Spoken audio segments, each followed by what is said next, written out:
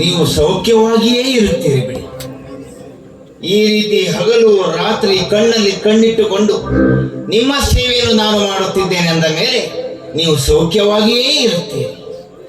ಅದರಲ್ಲೂ ನಿಮ್ಮ ಹಸನ್ಮುಖಿಯಾದ ಮುಖವನ್ನು ನೋಡಿದರೆ ಮನೆಯಿಂದ 2 ಹಂಡೆಯಷ್ಟು ಅನ್ನವನ್ನು ಉಂಡು ಅಷ್ಟೇ ಪಾಯಸವನ್ನೂ ಕೂಡ ಸೇವಿಸಿ ಬಂದ ಹಾಗೆ ಕಾಣುತ್ತದೆ. ಅದರಲ್ಲೂ ಈ ಕಡೆ ನಿಂತಹ ಬಾಲಕರು ರಾಣಿಯರ ನರ್ತನವನ್ನು ನೋಡಿ ಈಗಲೂ ಜೊಲ್ಲು ಸುರಿಸುತ್ತಲೇ ನಿಂತಿದ್ದಾರೆ. ಸೂರ್ಯೋದಯ ಆಗುವವರೆಗೂ ಈ ಜೊಲ್ಲು ಒರೆಸಿಕೊಳ್ಳುತ್ತಲೇ ಇರಬೇಕು ಅನಿಸುತ್ತದೆ. ಅದಲ್ಲದೆ ಅಲ್ಲೊಬ್ಬ ಬಾಲಕ ನನ್ನ ಕತ್ತಿಯನ್ನೇ ದುರುಗುಟ್ಟಿ ನೋಡುತ್ತಿದ್ದಾನೆ. ಅವನಿಗೂ ನನ್ನ ಕತ್ತಿಯ ಪೆಟ್ಟು ಬೇಕು ಅಂತ ನಾನು ಯಾರು ಅಂತ ತಿಳಿಯುತ್ತೆ. ನಾನು ಸಾಧಾರಣ ಮನುಷ್ಯನಲ್ಲ. ಕೈಯಲ್ಲಿ ಹರಿತವಾದ ಕತ್ತಿಯನ್ನು ನೋಡಿ ವೇಷಭೂಷಣ ನೋಡಿದ್ರೆ ಗೊತ್ತಾಗಬೇಕು ನಿಮಗೆ ಅಂತ ಹೇಳಿ. ನಾನು ಯಾರು?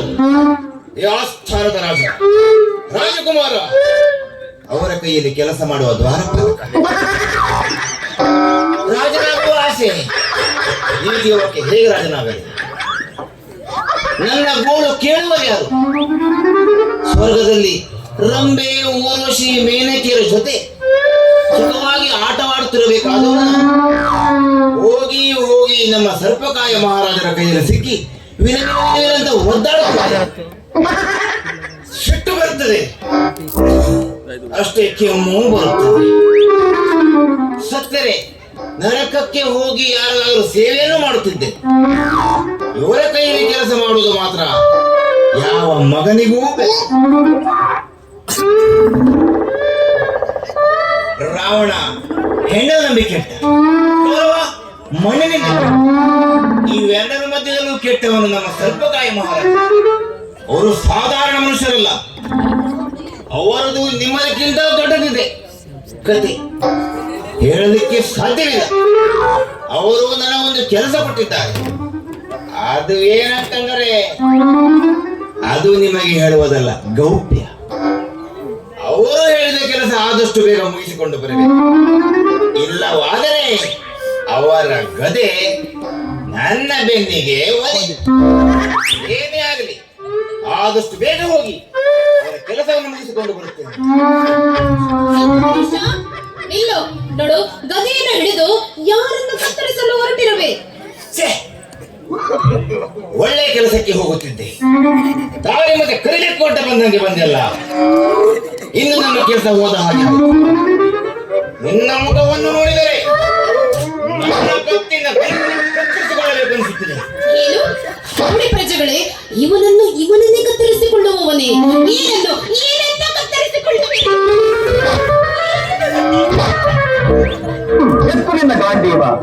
ಈಗ ಎತ್ತಲಿಕ್ಕೆ ಸಮಯವಿಲ್ಲ. ಏನನ್ನು ಕತ್ತರಿಸಿಕೊಳ್ಳುತ್ತೇನೆ ಎಂದಿದ್ದು ನಾನು. ನೋಡ್ ಗಣೇಶ, ನೋಡು, ಕರಿಬೇಕು ಎಂದು ನನ್ನನ್ನು ಅಪಹಾಸ್ಯ ಮಾಡಬೇಡ. ಸರ್ಪಾಕ್ಷಿಪುರದ ಸರ್ಪಕಾಯ ರಾಜನ ಆಸ್ಥಾನದ ನರ್ತಕಿ ನಾನು. ನೀನು ನರ್ತಕಿ?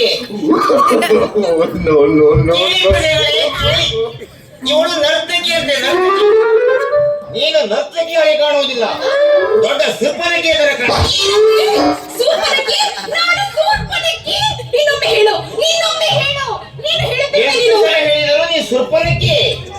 ಸೂರ್ಪನಕ್ಕಿ. ನೋಡು, ಎಂತೆಂತ ದೊಡ್ಡ ಮಹಾರಾಜರಿಗೆ ನನ್ನ ಮನಸ್ಸನ್ನು ಕೊಟ್ಟಿರುವೆ.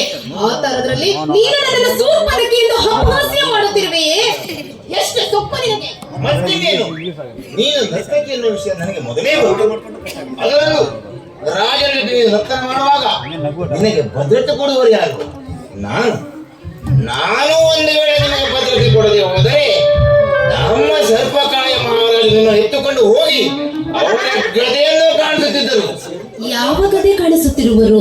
ಎಂತೆಂತ ಮಹಾರಾಜರ ದೊಡ್ಡ ದೊಡ್ಡ ಗದೆಯನ್ನೇ ನಾನು ನೋಡಬಲ್ಲೆ. ಆ ತರದ್ರಲ್ಲಿ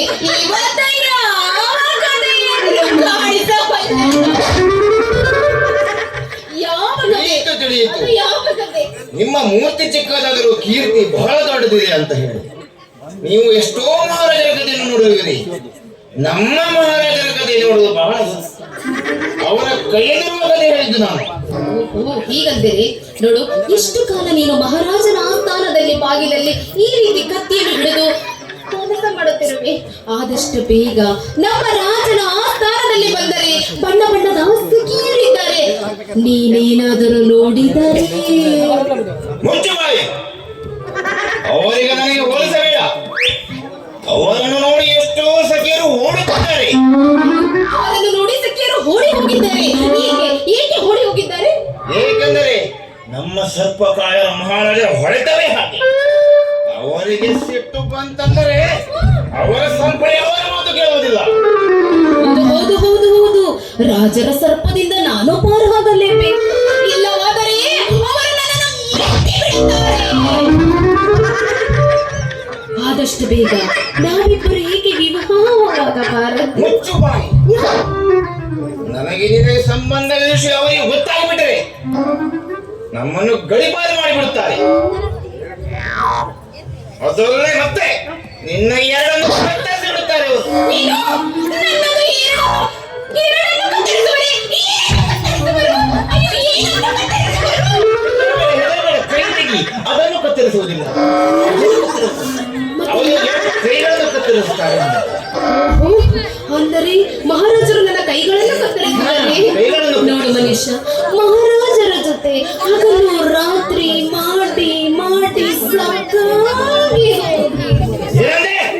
ಹಗಲು ರಾತ್ರಿ ಮಾಡಿ ಮಾಡಿ ನಮ್ಮ ರಾಜರ ಜೊತೆ ಹಗಲು ರಾತ್ರಿ ಏನು ಮಾಡಿದೆ? ಈ ಶಬ್ದವನ್ನು ಕೇಳು. ಮನುಷ್ಯ, ನಾನೇನು ಹೇಳುತ್ತಿರುವೆ, ನೀನೇನು ತಿಳಿದುಕೊಳ್ಳುವೆ. ಅಂದರೆ ಅವರ ಆಸ್ಥಾನದಲ್ಲಿ ನರ್ತನ ಮಾಡಿ ಮಾಡಿ ಸಾಕಾಗಿ ಹೋಗಿದೆ. ಅದಕ್ಕೆ ಆದಷ್ಟು ಬೇಗ ನಾವಿಬ್ಬರು ಗಂಧರ್ವ ವಿವಾಹವಾಗಿ ಯಾಕೆ ಸಂಸಾರವನ್ನು ಮಾಡಬಾರದು? ತಡ್ಕೋ. ನಾವು ಇಬ್ಬರು ಮದುವೆ ಅಷ್ಟು ಸುಲಭವಾದ ಮಾತಲ್ಲ. ಏಕೆ?